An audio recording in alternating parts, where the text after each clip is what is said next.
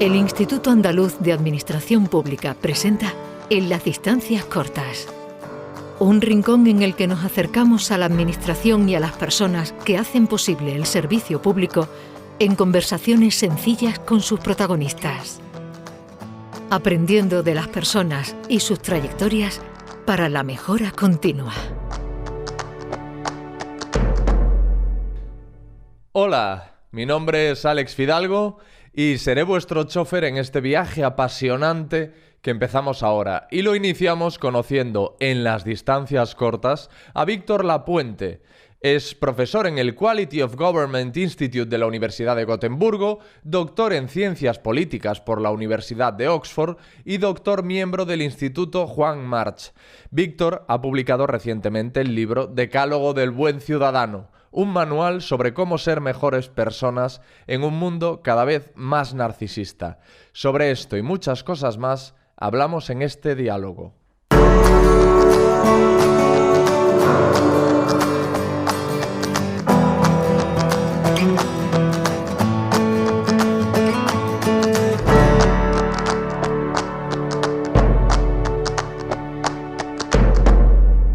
Si quieres empezamos ya, porque además... Empezamos ya, perfecto, Alex, cuando quieras. Pues lo que te decía, Víctor, muchas gracias. Me hace mucha ilusión poder hablar contigo. ¿Estás en Suecia ahora? Pues estoy en Barcelona, vengo a menudo aquí y la verdad es que me gusta estar entre las dos esquinas de Europa, ¿no? La esquina nórdica, puritana, fría y la sureña, más cálida y más católica. ¿Cómo es tu rutina? Mi rutina de cada día es muy difícil. De cada día y luego en general, ¿cuándo estás en Suecia? ¿Cuándo te vienes a España? Sí. Bueno, lo mío es conciliar. Yo hace tiempo ya que supongo que con los años vas girando tus prioridades de lo profesional a lo familiar. Yo he tenido que hacerlo a una edad relativamente temprana porque tengo muchos colegas míos que me dicen, fue a los 60, a los 70 cuando me di cuenta de eso y paré, y veo que tú lo has hecho antes y la verdad es que tenemos 4 niños y entonces con 4 niños hay que tener una cierta coordinación y logística. Entonces el horario de los niños marca mi horario y de alguna manera eso es un poco... También de alguna manera eso afecta a la filosofía de mi último libro o de las últimas cosas que he escrito, ¿no? La idea de que algo de fuera te marca y en teoría te limita, ¿no? Porque dices, ostras, con 4 niños de edades, algunos muy pequeños, que exigen muchos cuidados, en teoría parece que te está atando y te imponen unos horarios, ¿no? Porque además en Suecia, o sea, a las 4 de la tarde los recoges del colegio y a partir de las 4 de la tarde los tienes contigo en casa, prácticamente no hay otra opción. Y por la mañana tampoco se van muy pronto, se van a las 8. Entonces tienes pocas horas y pues, esas horas tienes que ocuparlas también para cuestiones logísticas, ¿no? de la casa, etcétera. Pero esto que parece limitante en realidad puede emanciparte en otro sentido, ¿no? Porque te emancipa de tonterías que te surgen cuando tienes mucho tiempo, y durante muchos años he estado viviendo solo y perdido por el mundo con muchísimo tiempo. Acabas perdiendo mucho el tiempo y acabas perdiendo con otras cosas. Entonces te ayuda a centrarte. Y la verdad es que es bonito, porque es muy bonito compartir la vida con niños, pero también profesionalmente puede tener efectos más positivos de lo que aparece. Esto me digo a mí mismo luego. Echaré pestes cuando acabe la entrevista. Pero, y hay otro tipo de emancipación en la paternidad, ¿no? Que es el momento en el que te das cuenta de que no solo no eres tan importante, sino que has pasado a un segundo, tercer, cuarto plano cuando Tercer, tienes un cuarto, hijo. quinto, sí. Bueno, en tu caso, claro, has ido pasando de plano a plano, pero que cuando tienes un hijo te das cuenta de que tú importas muy poco y ahora el importante es él, ¿no? Sí. Una amiga me dijo que, definiendo la maternidad, y es que te cambia las coordenadas de la vida. Me pareció una buena metáfora, es que te cambia las coordenadas porque ya no eres tú, como bien dices, Alex, eres tú y otras personas, ¿no? Y tienes una responsabilidad. Entonces eso, pues, por una parte es un peso enorme, y por otra parte es un propósito, te da un propósito en la vida, más allá de tus propias metas, digamos, de vanidad profesional o de reconocimiento y tal, ¿no? Entonces yo creo que te hace, pues yo creo que te ayuda a ser un poco mejor persona. Dicho esto, una consecuencia negativa que lo estoy detectando, sobre todo ahora, es que me cuesta mucho más ver películas o documentales o noticias en la televisión viendo a cualquier tipo de ser menor de, no sé, 18 20 años sufriendo lo más mínimo. Sufro Ya. muchísimo, lo paso fatal. Y siempre de pequeño me preguntaba, ¿cómo es que en las películas nunca mueren niños? Solo muere gente mayor. Y ahora lo entiendo perfectamente. Es que solo un psicópata que ha sido padre se le ocurriría en un guión meter la muerte o un sufrimiento, digamos, terrible de un niño, porque sufres mucho. Yo creo que también te ayuda a empatizar con los niños del mundo, aunque es un poco pretencioso, pero es así. Ya. Es que, Te saca un poco el foco de ti, ¿no? Y claro. creo que eso es algo bueno. Claro, es como lo anterior que decías, como que hay una doble lectura, ¿no? Por un lado, que te dejas, pero por otro, que por fin te puedes despreocupar un poco de ti y dejar a un lado el ego para, como tú dices, poner el foco en los niños. Y ahora que estabas diciendo esto de que no podías ver, de que ahora no puedes ver bajo ningún concepto, no creo que pudieses antes tampoco, pero que no No, puedes. tampoco, Claro. pero resulta insoportable. Claro, claro. Y eso me recordaba a que yo en una etapa de mi vida trabajaba en la radio en un programa de humor y me pidieron que hiciese bromas telefónicas.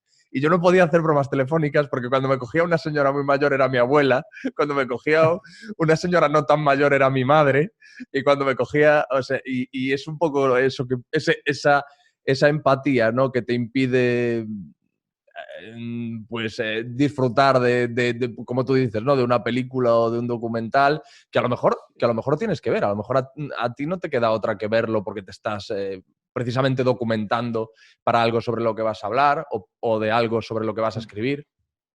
Sí, lo que te ocurre, Alex, es lo contrario de lo que le ocurre al mundo, según Obama, que dice que el problema de este mundo no es el déficit público, sino el déficit de empatía.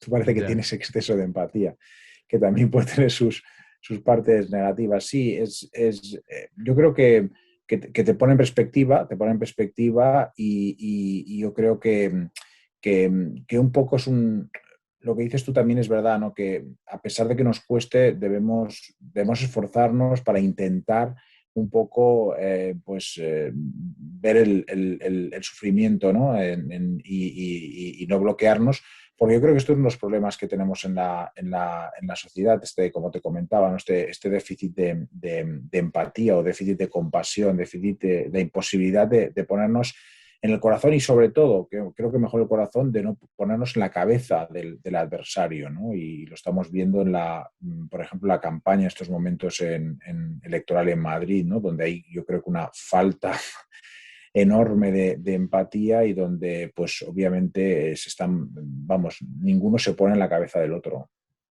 Y es el momento en el que hay mayor crisis de empatía, el Pues actual. puede que sea uno de los mayores momentos, porque es uno de los momentos en los que sufrimos más narcisismo. Los psicólogos dicen que hemos aumentado un 30% nuestro nivel de narcisismo en las escalas psicológicas que utilizan para medirlo. Eso es un problema, pues, general. En los años 70 le preguntabas a un niño que quería ser de mayor, y ser famoso era la quinceava de 16 opciones. Hoy en día ser famoso prácticamente la gran mayoría quiere serlo, ¿no?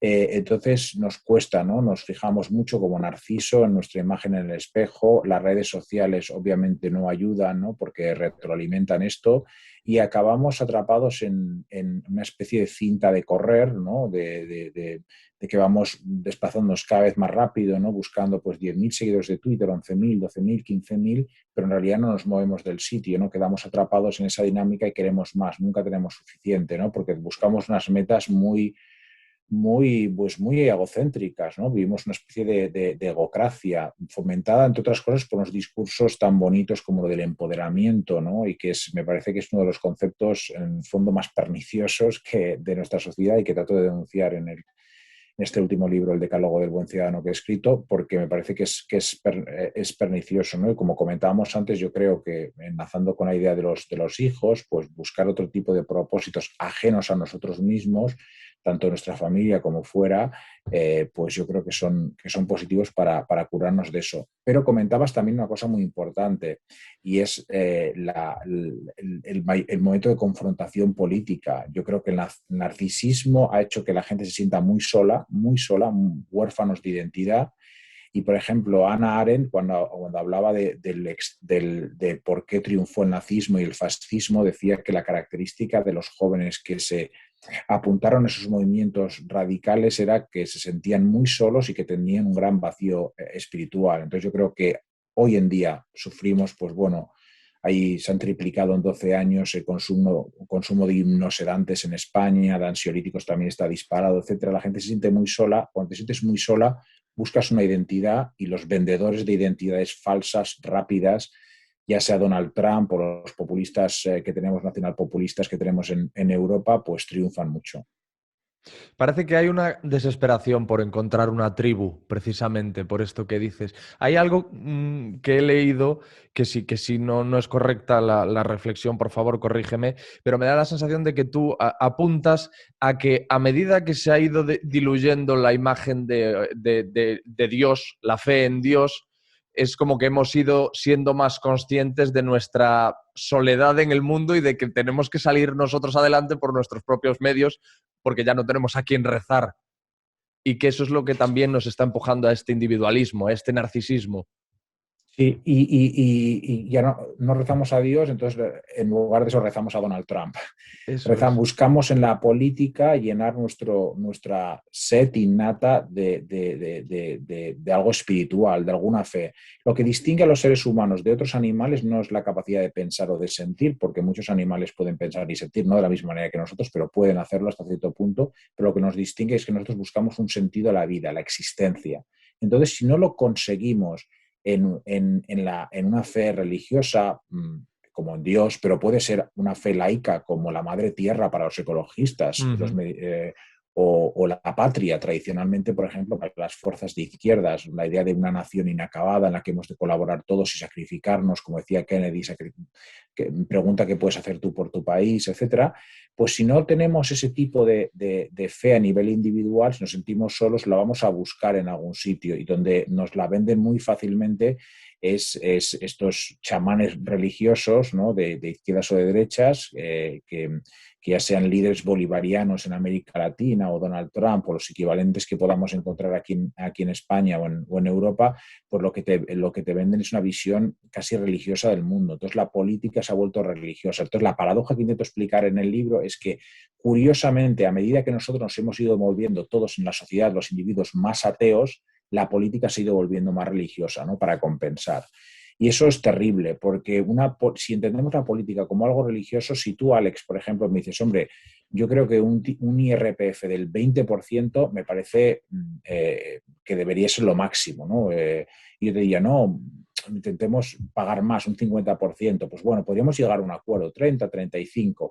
Pero si tú, que defiendes un 20%, y yo que defiendo un 50%, pero tú me ves como con estas gafas religiosas de la política que tenemos hoy en día, tú me ves como un socialista comunista peligroso, pues no vas a querer discutir conmigo. Vas a decir, este quiere convertir España en Venezuela, vamos a hacer un cordón sanitario, no hablemos con él, es un peligroso comunista, es un socialista. En cambio, y yo, por el contrario, te diría, tú eres un neoliberal que quieres matar a los pobres de este país, no puedo hablar contigo, ¿no? Entonces, esta visión, esta transformación de la política, una especie de confrontación cósmica entre el bien y el mal, pues entre el bien y el mal no hay acuerdo, tú con los malos no estás de acuerdo. Y al mismo tiempo, pues aunque tu líder político diga cualquier tontería o haga cualquier animalada como Donald Trump, pues tú le sigues considerando pues parte de los tuyos, ¿no? Es parte de la tribu, como comentabas antes. Esa tribalización, religiosización de la política me parece que está en el fondo de muchos de nuestros males contemporáneos. Me comentaba Delia Ferreira algo que me preocupó bastante, aunque bien pensado uno podría preverlo, y es que si bien la confianza en los líderes políticos está bajo mínimos en gran parte del mundo, está todavía más por debajo la confianza interindividual. Es decir, estamos hablando de que buscamos esa identidad tribal, pero a la vez desconfiamos los unos de los otros. Sí, sí, es precisamente lo que está ocurriendo. A ver, en el caso de España, confiamos tan poco en los políticos. La última encuesta que fue de ayer del Eurobarómetro, creo que en los partidos políticos confía un 10% de los españoles. Sin embargo, en otros elementos del sector público, como los sanitarios, confían el 89%. O sea, hay una gran confianza en gran parte del sector público, en la cosa pública, confiamos en los médicos, confiamos en los profesores, confiamos en los policías generalmente. Tenemos una confianza en lo público moderadamente buena, pero no en la cúpula de lo público. Los políticos desconfiamos muchísimo. Y como comentas, el problema de fondo es la confianza, lo que se llama la confianza social. La confianza, de hecho, la confianza en el extraño, en el extranjero o en el foráneo o en la persona que no conoces. Es decir, confiar en la tribu y en la familia y en los parientes y los amigos, esto confiamos en todos los lugares del mundo. Pero lo que distingue los lugares donde se produce mayores cotas de desarrollo, incluso donde se combate mejor contra la pandemia, porque si hay confianza social, si yo pienso que tú no te vas a poner la mascarilla, ¿para qué me la voy a poner yo? Si yo pienso que... Entonces, si yo no confío en que tú, Alex, vayas a ser un buen ciudadano, yo no voy a serlo. Esta desconfianza, pues, es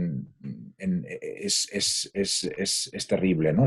Y es verdad que la desconfianza ha ido cayendo, no de manera dramática, pero ha ido cayendo con el paso de los años.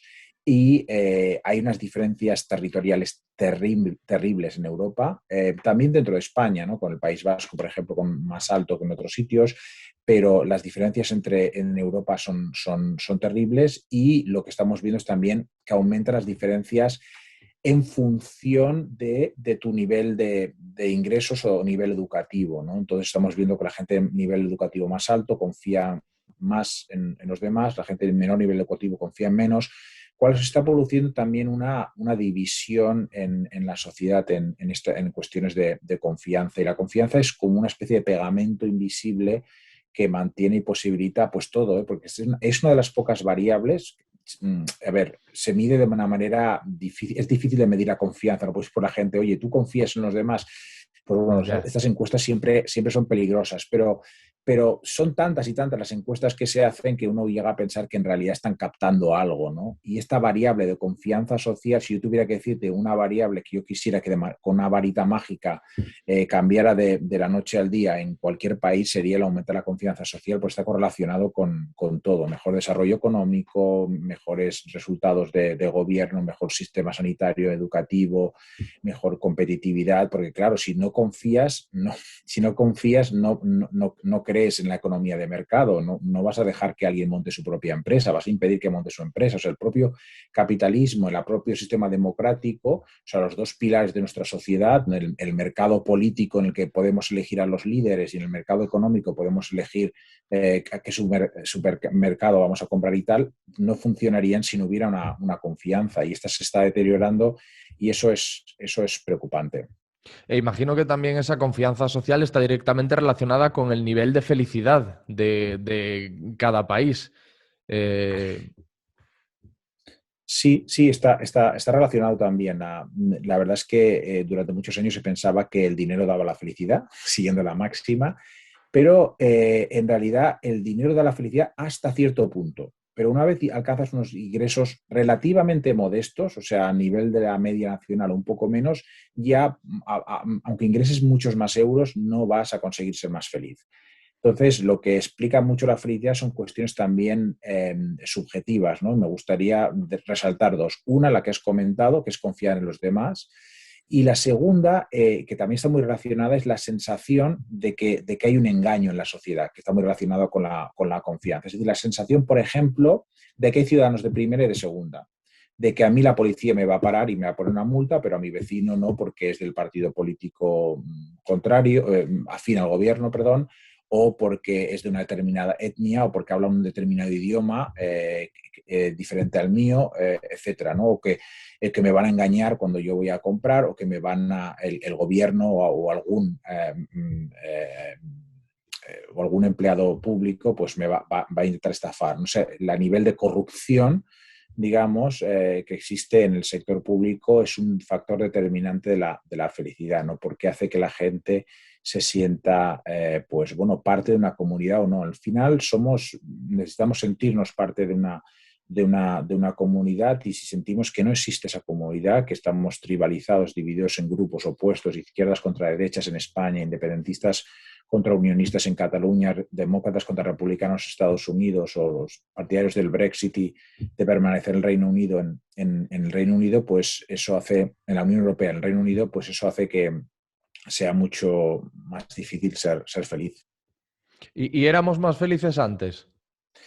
Bueno, es difícil porque somos también más ricos, ¿no? Somos más ricos, también vivimos más años, hemos pasado pues de una media bueno, se ha aumentado 24, 25 años la media de la esperanza de vida en el mundo desde 1950. Ahora pensemos también que nosotros vemos muchos problemas en este ombligo del mundo diminuto que es España, ¿no? Pero si cogemos una perspectiva más amplia, en el año 1990 había 2.000 millones de personas en el mundo en pobreza severa. En estos momentos hay 700 millones, o sea, han caído 1.300 millones de personas de pobreza a pasar a una clase media mínima, ¿no? Que te permite una vida mínimamente digna.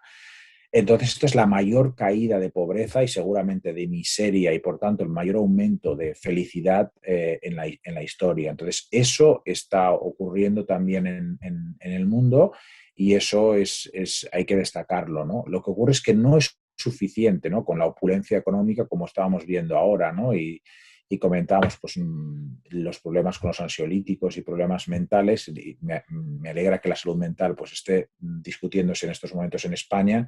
Estados Unidos ya hace años que se mueren más jóvenes por consumo de opiáceos que por accidentes de tráfico, y también pues, bueno, tenemos un problema de suicidio y seguramente creciente en muchas sociedades. Por lo tanto, son problemas serios de sociedades de desarrollo, pero no perdamos también la perspectiva, que también hay buenas noticias en el mundo. Es que de hecho hay ciertas teorías que indican que los niveles de infelicidad que tenemos hoy pueden estar relacionados precisamente con que hay un mayor bienestar que antes, porque es como que tenemos cierto tiempo y cierta comodidad para preocuparnos por si somos felices o no. Yo es una cosa que comento mucho, que cuando hablaba aquí con señoras de aquí de mi tierra, de Galicia, señoras mayores, que me contaban que de niños... ¿De dónde? ¿De Galicia, por cierto? Soy de A Costa da Morte, de Corcubión. No, vale, porque mi familia política es de las Rías Baixas, de Vigo. Ah, caray. Así que voy un par de veces al año y me encanta Galicia. Me parece un sitio fabuloso sí. para vivir. Y por cierto, no es por nada, creo que se está muy bien por ahí arriba, pero Vigo ayer fue declarada la ciudad en la que mejor se vive de España. No sé si lo viste. No lo sabía. Sí, no sé qué tipo de indicador, pero estará miraban Caballero bastantes feliz. aspectos. Madrid y Barcelona serían las peores, con lo cual tampoco no sé muy bien qué se medía, pero no la capacidad de tomarte cañas solo. Pero bueno, yo creo que hay mucha calidad de vida en general en Galicia. Me parece un sitio fabuloso, ¿no? Y creo que Galicia ha sido exportadora de gente y de talento durante muchos años. Yo creo que va a ser ahora importadora, porque hay mucha gente que seguramente cuando descubra la vida, yo confío mucho en un potencial que tiene España, no solo Galicia, diría incluso más, pues, por ejemplo, Málaga o Murcia o otras ciudades del sur, ¿no? Pero también, por supuesto, Galicia, ¿no? Esta combinación de buen clima, buena comida, etcétera, que hace que España pues, pueda ser sobre todo ahora que teletrabajamos mucho, pueda ser un poco una California, al menos virtual, ¿no? Que haga que mucha gente del norte de Europa, ¿no? que vive en climas mucho más hostiles y que las cosas son mucho más caras y la gente mucho más fría, pues descubra España. Creo que lo están haciendo muchos, ¿eh? Yo el otro día estaba hablando con un compañero de trabajo. Yo estaba en Suecia y un sueco le preguntó: ¿dónde estás? Y dice: pues en Murcia. He cogido el coche, me he bajado para allí abajo Y dice, porque claro, aquí se trabaja mejor, ¿no? Y digo, pues bueno, Pero ha hecho eso ahora. lo ha hecho ahora, Pues no se lo ha puede. hecho hace, lo hizo hace 3 o 4 semanas. Yo se lo dije, digo, está muy bien lo que ha hecho, pero esto está prohibido. Dice, no, porque me dijo, además fue muy divertido. Dice, no, me hice un test. Digo, un test, dice, te lo hacen ahí mismo. Digo, ¿cómo ahí mismo? Digo, sí, sí, te dan el resultado ahí mismo. Y vale 60, bueno, el equivalente a 60 euros. Digo, pero esto, sí, se llama algo de antígenos, digo. Se hizo un test de antígenos en Dinamarca y se cruzó toda Europa de las peores semanas, hace unas pocas semanas, Claro, claro. y trabajó para España. Y él estaba convencido que no había infringido ninguna ley. O Así sea, si que, lo bueno, hubiesen parado. si lo hubieran parado, Claro. yo O- creo que también le importaba poco, es muy joven y yo Ya. creo que le importaba poco todo, pero bueno. Lo que te comentaba, que estas señoras del rural gallego crecieron sobreviviendo, es decir, trabajando para sobrevivir en sus tierras. Entonces, yo les hablaba de la depresión y de todas estas cosas y ellas contestaban, nos non tiñamos tempo para eso, neniño. No teníamos tiempo para deprimirnos. No había tiempo porque estaban preocupados por sobrevivir, por trabajar y por producir. Y entonces, por eso digo que puede tener cierta relación, ¿no? La obsesión que hay ahora con la búsqueda de la felicidad, paradójicamente, con ese bienestar que tenemos. Sí, sí, yo creo que hay una relación, ¿no? Yo también, yo soy de pueblo pequeñito de Chalamera, pueblo pequeñito de Huesca, y la verdad, ahí nunca, nunca se había oído hablar de estas cosas, ¿no? De este tipo de cosas. Pero también es verdad el hecho de que no se hable no quiere decir que no existan, ¿no? Pueden estar camuflados y en otro tipo de comportamientos que a lo mejor se normalizan, ¿no? Como, pues bueno, pues el alcoholismo, ¿no? El borrachín del pueblo Sí. y tal, ¿no? Pero que están ahí presentes, ¿no? Y que producen dramas. Entonces, que afloren yo creo que es positivo, pero yo creo que también tienes razón y tiene que ver un poco con esta dinámica, ¿no? Que comentábamos, ¿no? Vamos acumulando cosas porque pensamos que acumular cosas y carrera y currículum y todo nos va a llenar y entonces nos damos cuenta que no nos llena, nos damos cuenta de que esto realmente nos ha llenado. Y perdón que cite los evangelios ahora, que queda un poco desfasado hoy día, pero pues que gana el hombre, ¿no? Que gana, bueno, que consigue el hombre, ¿no? Que gana todo el mundo, pero pierde su alma, ¿no?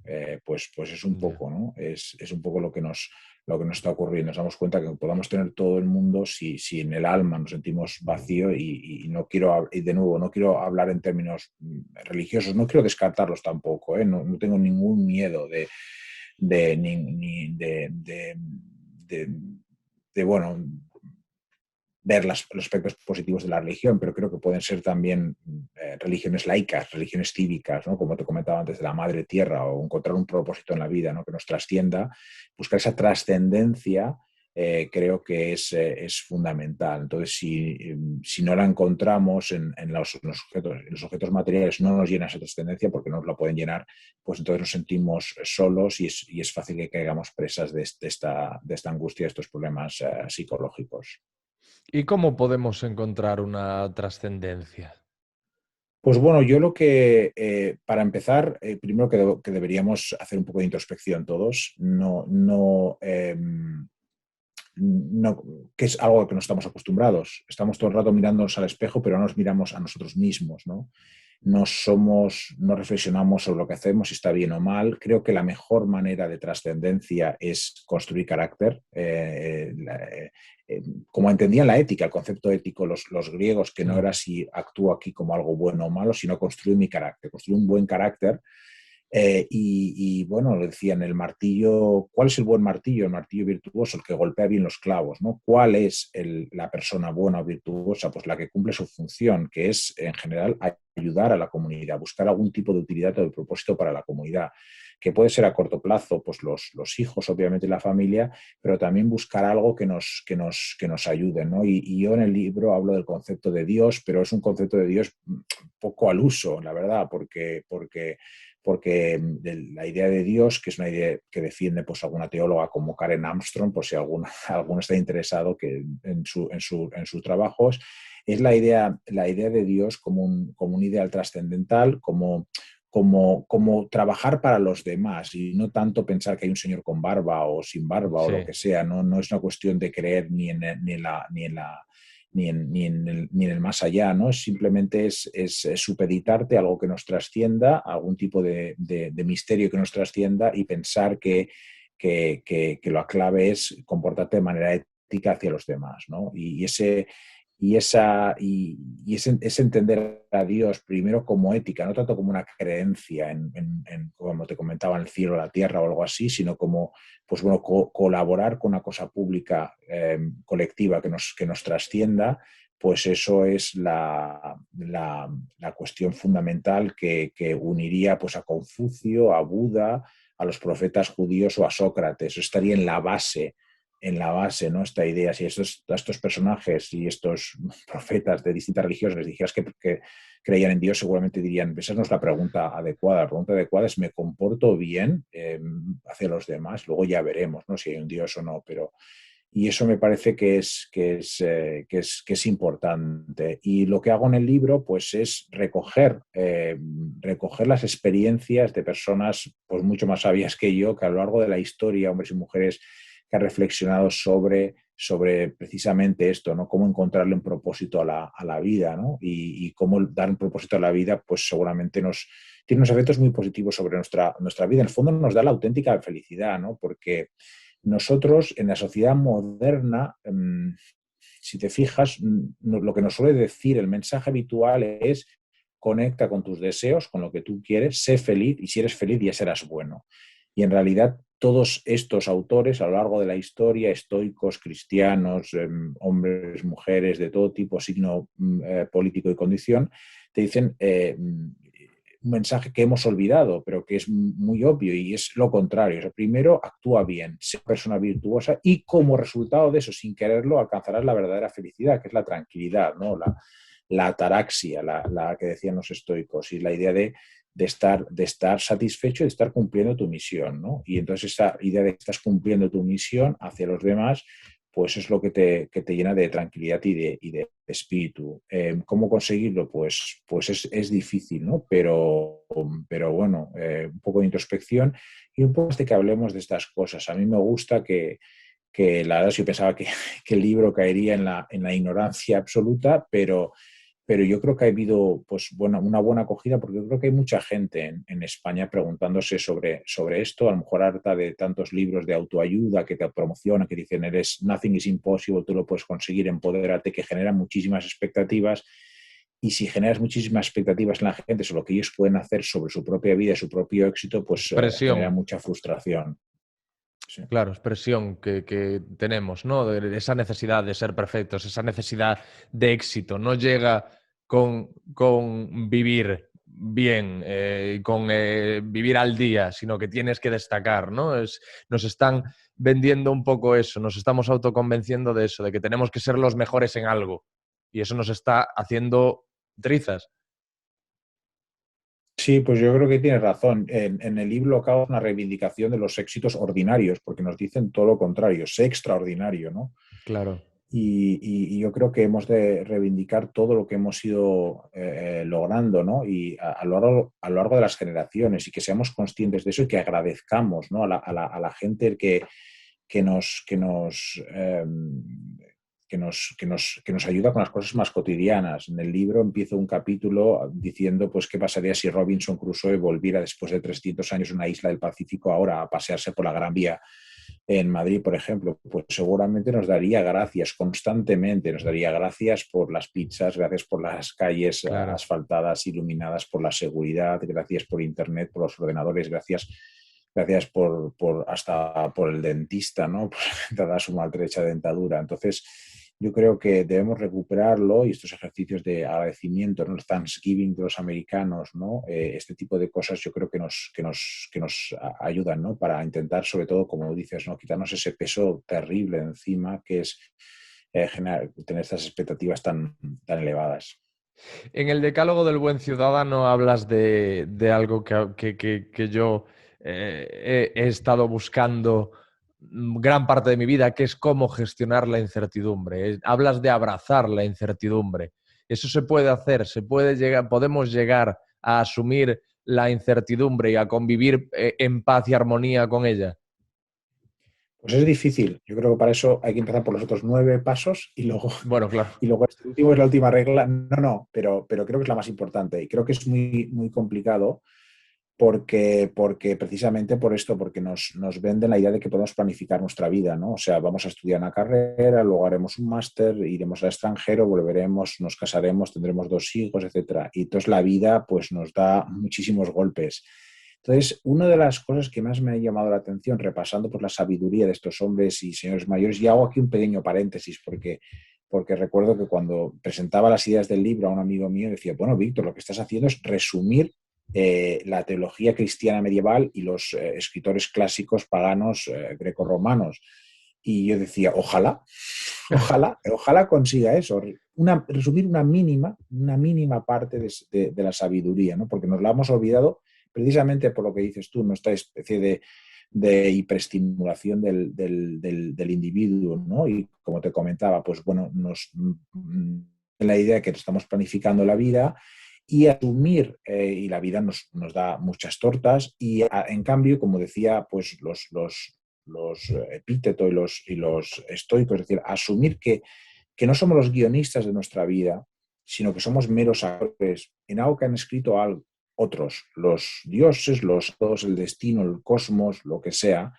Pues esto en lugar de entrada parece que dices, hombre, esto en realidad es como decir, yo no me quiero considerar esclavo de ningunos entes, no, sobrenaturales, no, es que aunque no existan esos entes sobrenaturales, el caos del universo nos va a guiar, no va a ser tu propia voluntad, tienes que asumirlo. Y en el momento que lo asumas, en realidad te liberas de un peso, porque te liberas y dices, ostras, pues ahora que ya no tengo que planificar en mi vida, es que puedo hacer solo pequeñas cosas, pues voy a intentar hacerlas, voy a intentar concentrarme en esas pequeñas cosas, porque luego, si intento concentrarme mucho, luego me ocurrirá cualquier tipo de cosa y no lo voy a conseguir cumplir. Entonces, por ejemplo, una máxima de nuestros días, ¿no? Si le preguntas qué es más importante en la vida, la gente, pues de manera automática te diría salud, dinero y amor. Y un estoico, en cambio, te diría cuidado, porque ninguna de esas 3 cosas dependen de ti. Eso es. Entonces nos pasamos la vida obsesionados por cosas que no dependen de nosotros. Salud, dinero y amor podemos contribuir un poco, pero la salud, aunque te entrenes muchísimo, luego si en tu ADN pues tienes un defecto, pues, o un defecto, como quieras llamar, unas características peculiares, pues acabarás desarrollando una enfermedad. El amor, puedes querer mucho a una persona, pero si ella no te quiere, pues no será correspondido. Y el dinero lo mismo, depende que haya gente que compre tu producto, que tu jefe te ascienda. Entonces, mmm, los estoicos dirían, olvidémonos de esas metas que están fuera de nosotros, de la salud, del dinero y del amor, que son las 3 cosas fundamentales de nuestros días. Olvidémonos de eso, centrémonos en las cuestiones que esto llamaría categoría, cosas que quedan fuera de nuestro alcance. Y centrémonos, perdón, la categoría B, cosas que quedan fuera de nuestro alcance. Y centrémonos en las cosas de la categoría A, nuestros odios, nuestros sentimientos, lo que nosotros podemos mejorar, nuestras actitudes. Y centrémonos en eso, en lo que nosotros podemos modificar, ¿no? Que son sobre todo nuestras actitudes mentales. Y yo creo que ganaríamos mucho, ¿no? Y yo creo que, por ejemplo, a la hora de tener pareja, yo creo que también es y ahora me estoy poniendo psicólogo casi de pareja, pero creo que viene muy bien entender esto, ¿no? Es decir, pues yo me centro en lo que puedo, en querer a esa persona lo máximo posible, entregarme completamente. Y luego, pues bueno, Dios dirá, los hados dirán o lo que sea, si esa persona pues al final me deja o esa persona no me quiere, etcétera, pero yo tengo que ser satisfecho de cumplir mi misión. O sea, mi logro no tiene que ser el amor de esa persona, el amor de esa persona queda fuera de mi control, lo que tiene que ser es mi amor hacia esa persona, eso sí que yo puedo controlarlo, ¿no? Y centrémonos en lo que lo podemos controlar, no en lo que depende de los demás. Eso te da mucha fuerza, pero bueno, yo también tengo muchos problemas para abrazar la incertidumbre y eso es lo que me ha llevado a escribir este libro, o sea que comparto plenamente tu sentimiento. De hecho, comentas en algún momento, ¿no? Que precisamente te diste cuenta de esto, reflexionaste mucho acerca de cómo gestionar la incertidumbre por un diagnóstico, ¿no? De una enfermedad, de un mieloma múltiple, si no me equivoco. Sí, sí. Sí, es un tipo de leucemia y la verdad es que cuando sufres un diagnóstico así, pues obviamente te quedas desnortado, pero curiosamente es verdad que esto es un tópico y lo he hablado con muchísima gente, todo el mundo me dice lo mismo, es un tópico, pero es verdad. Es utópico, pero es verdad que es lo que diría el filósofo Javier Gomas, un peso que te eleva, ¿no? Un peso que no te hunde, te puede hundir, pero también te puede elevar, ¿no? Porque de nuevo te quita esta responsabilidad, pues bueno, esto, la salud queda fuera de mi alcance, ahora, ¿qué es lo que yo puedo hacer? Pues lo que yo puedo hacer es intentar mejorar cada día, es hacer, tener conversaciones agradables con Alex o con mi mujer o con mis hijos, ¿no? Y intentar centrarse en ese tipo de cosas y en la actitud, ¿no? Yo creo que pues bueno, es la parte positiva. Y también, pues un poco, en mi caso fue, bueno, ¿qué puedo hacer yo, no? Y viendo un problema que desgraciadamente ha crecido, porque esto lo empecé, el libro empecé a escribir ya hace 3 años y lo acabé prácticamente antes de la pandemia, pero ya se intuía esta polarización creciente, esta división social tan fuerte que tenemos en España, ¿no? Y lo estamos viendo en las elecciones de Madrid, ¿no? La izquierda y la derecha no se pueden ver los unos y los otros, pues, y en Cataluña, pues, tierra a la que quiero mucho y de la que me siento parte, pues llevamos ya muchos años, por no decir décadas, de esta separación entre unos y otros, pues intentar contribuir con mi granito de arena a qué poder hacer para tratar de acabar, ¿no? O de reducir esta tendencia al tribalismo que tenemos. Mm. Hay un tema del que he hablado esta mañana que quería comentarte, porque quería conocer tu opinión. ¿Crees que quienes tenemos un altavoz, como yo, por ejemplo, que tengo un podcast, debemos o podemos dar voz a todo el mundo o nosotros tenemos que asumir la responsabilidad de decir, no, tú es mejor que a ti no te escuche nadie? Es una muy buena pregunta, ¿no? Dicen que uno de los grandes problemas una de las causas por las cuales se han propagado tanto los movimientos antivacuna o los negacionistas del cambio climático, etcétera, es la política esta de los medios de comunicación americanos de dar el 50 y 50, ¿no? Es decir, si hay unos científicos que defienden que hay un cambio climático, son la inmensa mayoría, 99%, pues, pero hay otros que no, pues hay que también darles voz y altavoz. Entonces, darles la misma voz y el mismo altavoz creo que puede ser negativo. Yo siempre intentaría buscar y seleccionar, en tu caso, sobre todo, que es un podcast, pues personas que puedan genuinamente contribuir a la convivencia. Dicho eso, lo que yo no haría es establecer cordones sanitarios. Ya sé que la línea entre las dos cosas es muy complicada, pero vetar a alguien no, ¿no? Y sobre todo no vetar a nadie en función de su nombre o de su condición o de su color de piel o de lo que sea, que se está viendo ahora también un crecimiento de los movimientos, a veces en la propia izquierda, en los movimientos progresistas, de vetar a muchos pensadores conservadores incómodos, ¿no? Yo creo que el pensamiento incómodo es más necesario que nunca, pero pues yo creo que sí que hay que tener cuidado con expandir determinadas ideas. Pero dicho eso, lo que no creo, y estoy volviendo a contradecirme a mí mismo, es que debamos tratar a los espectadores, a los oyentes, a los viewers, pues de manera paternalista, ¿no? Y tratando de protegerlos, que es algo que estamos desgraciadamente viendo en las universidades. Está censurando previamente a muchas personas para Claro. proteger, para que sea un espacio seguro la universidad y que no estén expuestos a pensamientos terribles. Pero esos pensamientos terribles están en la sociedad, pues mejor confrontarlos, ¿no? Directamente.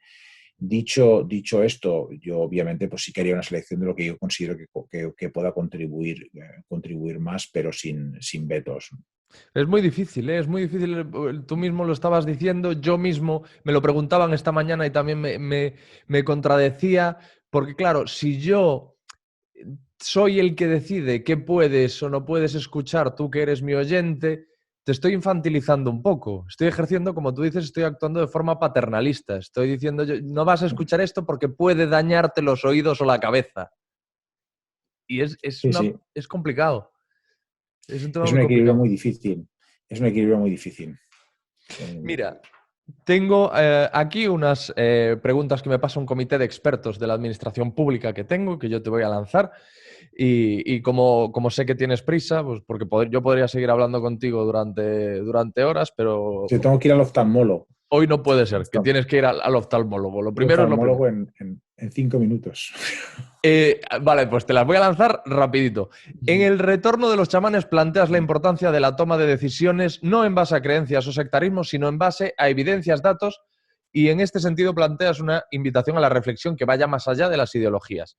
¿En qué afectaría esto a la generación de un nuevo modelo de administración pública? Pues yo creo que las administraciones públicas deben ser, nosotros cuando miramos el Estado vemos, es como un iceberg el Estado, vemos la parte que sale por encima de la superficie, que son los políticos, pero por detrás la parte más grande, la masa más voluminosa, son los cientos de miles de funcionarios y trabajadores públicos. Entonces es imprescindible cuidarlos, ¿no? Y la mejor manera de cuidarlos es dejar que desarrollen sus funciones de neutralidad, diría que de probidad también, de honestidad y despolitizarlos al máximo posible. Desgraciadamente en España es un país que a diferencia de algunos otros países del norte, pues Dinamarca, Holanda o el Reino Unido, pues cada vez que hay un cambio de gobierno, el nuevo partido pues cambia hasta de la televisión pública hasta el CIS, al Consejo General del Poder Judicial y un montón de instituciones. Entonces, yo creo que lo más importante es para frenar a estos chamanes, es evitar que estos chamanes políticos cuando lleguen al poder pues politicen y colonicen las administraciones. En tu libro, Organizando el Leviatán, hablas de la necesidad del equilibrio entre lo político y lo burocrático para mejorar los gobiernos. ¿Cómo desburocratizar y despolitizar las administraciones públicas según tu punto de vista? Pues es complicado, pero deberíamos evitar que la carrera de un funcionario, por ejemplo, un juez, esté determinada por criterios políticos. Y si los jueces, como ocurre en España, pues pueden saltar muy rápidamente a la política, uno podría sospechar que a lo mejor cuando son jueces no van a tener interés para ser lo más neutrales posibles, ¿no? Entonces lo que deberíamos hacer es tratar de mantener las esferas de la política y de la administración lo más separadas posible. Y ya la última, porque no quiero que pierdas tu cita, ¿por dónde empezamos a construir una administración con valor público? Es decir, que sea innovadora y que aporte valor a la ciudadanía. Pues yo creo que podemos tener administraciones públicas como empresas del sector privado. Yo las intentaría que se asemejaran a empresas del sector privado en muchos sentidos, en contratación más libre, más flexibilidad, etcétera, pero manteniendo, y eso es la clave, porque si no se convertiría en una auténtica maquinaria de corrupción, manteniendo la transparencia en todas las acciones y manteniendo el principio del mérito, ¿no? Y no de la afinidad política para ascender. Eso es posible desde Nueva Zelanda, de nuevo a Dinamarca o Canadá, países muy distintos han puesto en marcha este tipo de administraciones modernas. Y yo creo que el error de España en estos momentos es que confundimos modernidad con digitalización. Vamos a digitalizar a lo mejor las administraciones mucho, serán muy sofisticadas técnicamente, pero a lo mejor tenemos los mismos problemas de politización que teníamos en el siglo XIX. Bueno, Víctor, ha sido un placer charlar contigo. Yo seguiría, espero que podamos hacerlo, que podamos continuar hablando otro día. Te agradezco mucho el tiempo que has Pues dedicado. soy yo quien te lo agradece. Muchísimas gracias. Ha sido un placer. Cuando quieras hablamos de esto. Me he sentido como en los vídeos de Joe Rogan. Sí, bueno, es un poco la idea, sí. Que lo descubrí hace unos meses y para mí fue un gran descubrimiento y no sé, me he sentido muy cómodo, muy cómodo. Ya entiendo el éxito de Joe Rogan a través de esta entrevista, ¿no? De sentirme tan cómodo. Muchísimas gracias, Alex, y ha sido un placer. Antes de despedirte, te voy a hacer una recomendación, que yo no sé si puedo hacer esto, porque estoy metiendo una cuña a otro podcast dentro de este podcast, pero yo hago un podcast que se llama Lo que tú digas, que es hijo de The Joe Rogan Experience. Entonces me haría mucha ilusión que lo escuchases porque y son Pues conversaciones lo que ha- se van a las 3 horas a veces. lo haré. Lo haré porque me gusta Joe Rogan y me gusta la filosofía, esta de conversación libre y que va de lo más superficial a lo más profundo en décimas de segundo. No te entretengo más, Víctor. Un abrazo muy grande y gracias. Ha sido un placer, Alex. Chao, chao, Chao. chao. Que vaya bien. Chao. El Instituto Andaluz de Administración Pública presenta En las distancias cortas. Un rincón en el que nos acercamos a la administración y a las personas que hacen posible el servicio público en conversaciones sencillas con sus protagonistas. Aprendiendo de las personas y sus trayectorias para la mejora continua.